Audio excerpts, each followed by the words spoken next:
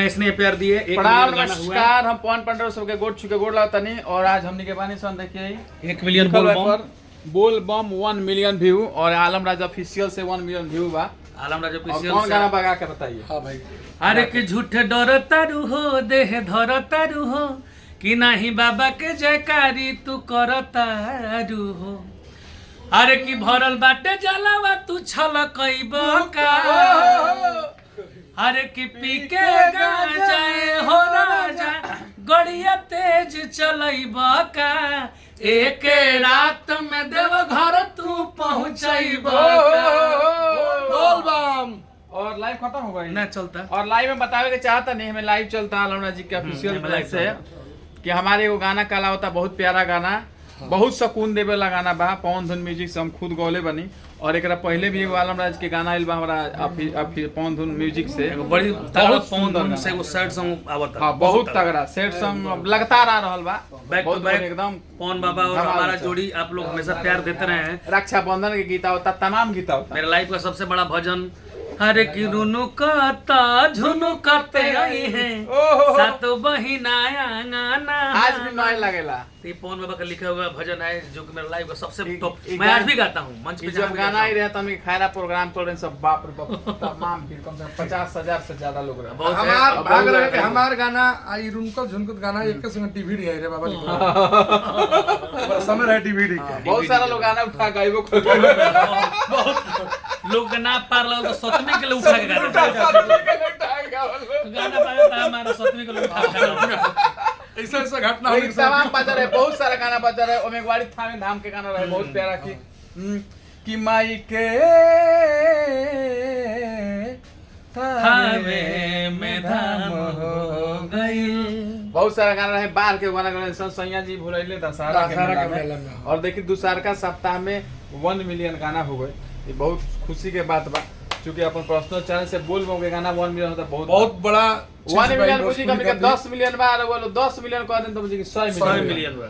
और दूसरा का सोमवार के उम्मीद बा कि दूसरा का 2 मिलियन के केक कटल जाए, कटाई एकदम लगातार चल। जब बहुत बढ़िया बाबा गाना सबका आशीर्वाद रही, बाबा के से प्रेम रही कि अगला सोमवार के फिर हमके पटना में मिलियन। होटल में पार्टी भी करूंगा। दूसरी चीज की कोनो प्रमोशन नहीं कुछ ना, ऑर्गेनिक व्यू हो, जॉन पे व्यू तो नॉर्मल हो।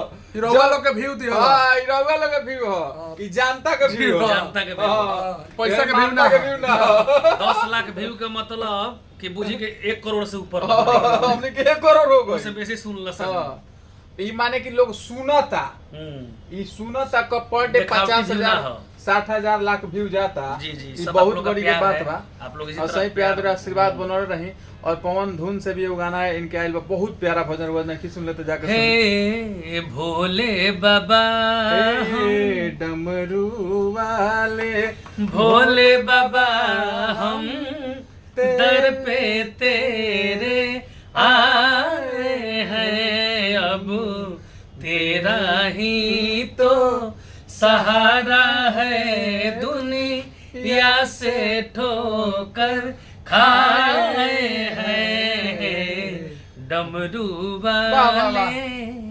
और बहुत प्यारा हमारे वो गाना शाम के छूटता है बेरा, बहुत सुंदर गाना। पवन धुन बाबा से। के गाना हमने हाँ, मन में शिव के बीच में जाता, मन में शिव के बसाली तो जगह हर गाना के प्यार दुलार। और पंकज लाल यादव जी बहुत अच्छे गायक हैं, इनका वो गाना बहुत हिट कर रहे चैत में। और छाता ले कहियो बलमुआ घाम लगाता। हाँ। ओकरा अलावा 10 मिलियन बाइक एक मेरा गाना सबसे बड़ा हिट था, के गाना इनको 100 मिलियन का। एक सबसे बड़ा बाबा गाना लिखे थे, गुड्डी बहुत होते भी। एक मेरा जीवन का सबसे बड़ा गाना था जो पवन बाबा लिखे थे। उस गाना का भोजपुरी के बहुत बड़े बड़े स्टार ने चुरा के गाए। वो गाना था कि एक कर दीवाना बा जमाना भइल हो, जमाना भइल जब से छोड़ी के सलवार स्वामी याना भइल। बाबा के लिखा हुआ गाना था। और बताओ तनी कि बहुत सारा गाना अभी पवन धुन म्यूजिक से पंकज यादव का भी गाना होता, बहुत प्यारा। देवी के सुनने के मिल रहा है सबके। सोहर होता और एथी देवी गीता होता, बहुत सुंदर गाना बा। सोहर बहुत अच्छा जल्दी रिकॉर्ड हुई जन्माष्टमी के शुभ अवसर पर आई सोहर।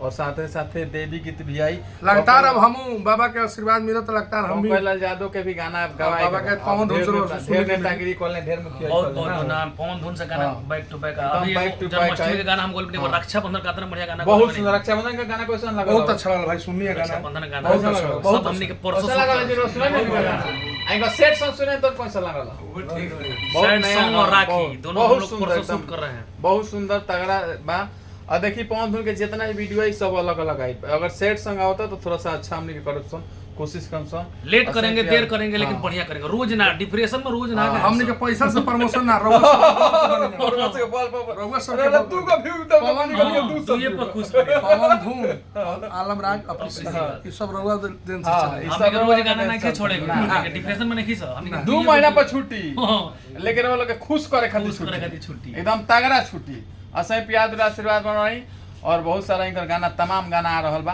त इनकर बहुत बढ़िया गाना चलता कि सब यार भूला गेलो संभाल के चक्कर में कि पहले मिलते मिलते दिलवा होते रहे गद गहत यो हमरा ऑफिशियल के है यो ट्रेंडिंग में बा अभी हो बहुत सारा अब तब फोन में साला भइल बा सबके मकसद अरे कि लाले लाले होठ औरी गाल के चक्कर में कि फंसे फसावे वाला जाल के चक्कर में सब यार बदल गईले समाल के चक्कर में वाह वाह वाह वाह चलिए सही प्यार आशीर्वाद बन रहे हैं एल्बम के नाम रहा पैसा से प्यार करेली माल बदल गए समाल के चक्कर ट्रेंडिंग में बा, अभी भी ट्रेंडिंग में है 4 महीने से ट्रेंडिंग में चलिए सही प्यार Official नमस्कार प्रणाम बोल बहुत बम। बहुत बोल बोल बम।